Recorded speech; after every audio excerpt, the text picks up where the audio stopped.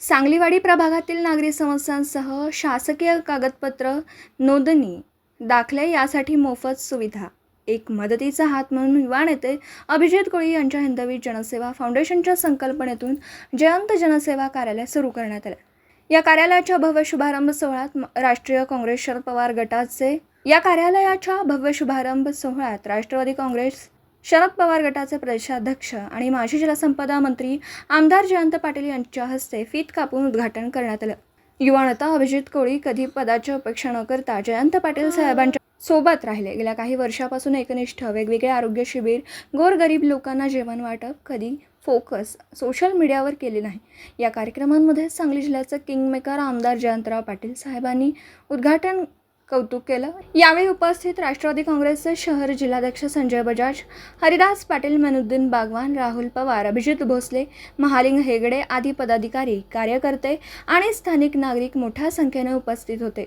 कार्यालयामुळे नागरिकांना शासकीय प्रक्रियांसाठी सहज आणि सोयीस्कर सेवा मिळणार असल्याने परिसरातील जनतेने समाधान व्यक्त केलं।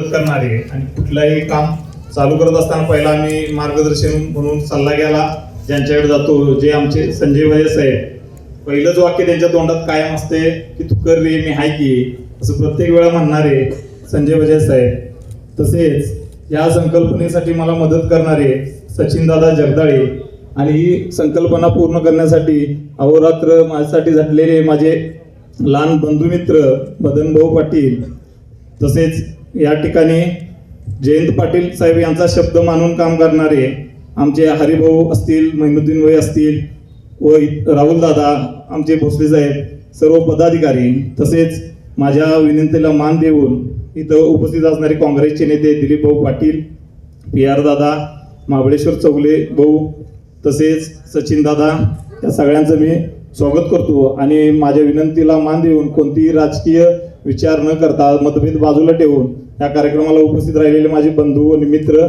सांगलीवाडीकर साहेब, ही संकल्पना चालू करायच्या आधी आम्ही भरपूर यावर विचार केला।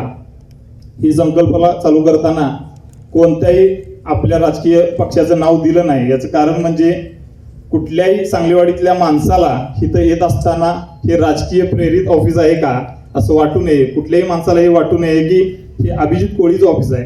प्रत्येक माणसाला, सांगलीवाडीतल्या घरातल्या प्रत्येक माणसाला असं वाटलं पाहिजे हे माझं हक्काचं कार्यालय आहे, हे माझं हक्काचं ऑफिस आहे, जिथे जाऊन मी कधीही काम करू शकतो, काम करून घेऊ शकतो। त्यामुळे आम्ही ह्या कार्यालयाला जयंत जनसेवा फाउंडेशन असं नाव दिलेलं आहे। त्या माध्यमातून साहेब आम्ही काम करतोय।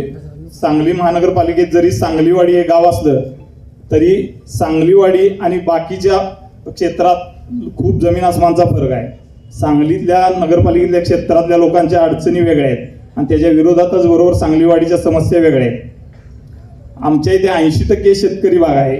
जो शेतकऱ्याला उतारा पाहिजे त्याला चावडीत जावं लागतं। चावडीत गेला की तो अर्ज करतो, त्यानंतर 1 दिवसानं 2 दिवसानं तलाठी साहेब बोलवतात। ज्यावेळी ते बोलवतात तेव्हा शेतात पाणी चालू असतं आणि त्याचं काम आवरून जातो तेव्हा चावडी बंद असते। 2-4 दिवस हेलपाटी मारायला लागतात। आमच्या महिला 80% महिला इथं घर काम करतात, त्या कधी बाहेर पडत नाही। त्यांना ज्या वेळेला कशाचं बँकेचं पासबुक काढायचं आहे किंवा लाडक्या बहिणीचे पैसे काढायचे आहेत तर कुणाला तर घेऊन जावं लागतं, बँकेत स्लिप भरायला लागते आणि काम करून घ्यायला लागतं। त्यांचा वेळ जातो आणि माहिती नसल्यामुळं प्रॉब्लेम होतो। तर तसं हे प्रॉब्लेम येऊ नये म्हणून आम्ही हे हक्काचं कार्यालय काढले। आमचा शेतकरी बांधव इथं येईल, आमच्या इथं मॅडम असतील, सर असतील, त्याला सांगेल ह्यो गट नंबर आहे, याचा उतारा मला संध्याकाळी घरात पोच कर, तर का माझी मी शेताची कामावरून येतो, त्यांनी अधिकारानं हक्कानं सांगायचं। इथं आमची माता भगिनी येईल, इथं सांगेल ही स्लिप तुझं तू भर, तुझं जनसेवा म्हणून या कार्यालयाच्या माध्यमातून अनेक गोरगरिबांना घरपोच सेवा दिली जाणार आहे। या संदर्भात आता जे नवोदित कार्यकर्ते असतील, पदाधिकारी असतील, जे आपल्या राज्यात काम करत असतात, त्यांना तुम्ही काय आवाहन करताय आणि कार्यालयाबद्दल आपलं मत? अभिजित कोळींनी एक धाडसी पाऊल टाकले आणि जनतेला सर्व सुविधा, सर्व सर्टिफिकेट हे घरपोच देण्याचा आणि मोफत देण्याची व्यवस्था करायचं काम त्यांनी हातात घेतलं आहे आणि असं काम महाराष्ट्रात कोणी केलेलं मला तरी माहीत नाही आणि त्यामुळं एक मोठं धाडस या भागात अभिजित कोळींसारखा एक युवा नेता करतोय। त्याला शुभेच्छा आज आम्ही सगळ्यांनी दिल्या आणि या ठिकाणी हे जे जयंत जनसेवा केंद्र त्यांनी उभं केलेलं आहे त्यातून या भागातल्या जनतेची प्रचंड सेवा होईल असा मला विश्वास आहे. अभिजित कोळींनाही शुभेच्छा. या भागात अभिजितच्या बरोबर काम करणारे युवकांनी प्रचंड मेहनत करायचं आत्तापर्यंत अनुभव त्यांनी दिलेला आहे लोकांना. इथून पुढेही लोकांची सेवा करण्यासाठी ते पुढाकार घेत आहेत.